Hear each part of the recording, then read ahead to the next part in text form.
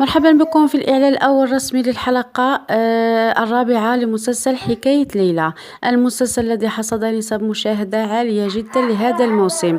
ماهر ذهب إلى منزل جديه كما طلب، لأنهم قاموا بخطف والدته من المستشفى لكي يتبعها، وفعلا ذلك ما وقع، ولكن للأسف أخذ معه جانفيزا مما خيب آمالهم.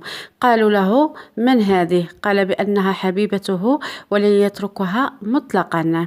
حدوث مشهدين رائعين وطريفين ما بين جانفيزا وماهر، إذ أنها كانت في الحمام ودخل عليها ماهر وهو مندهش جدا من جمالها، وهي تقول له: لا تنظر، لا تنظر. والمشهد الثاني إذ أنهم كانوا في المرصى يتمشون، فأراد شابين أن يتعديا على الفتاة فأخذوا بضربهم، وماهر استغرب كثيرا من كيفية ضرب جانفيزا لهذين الشابين.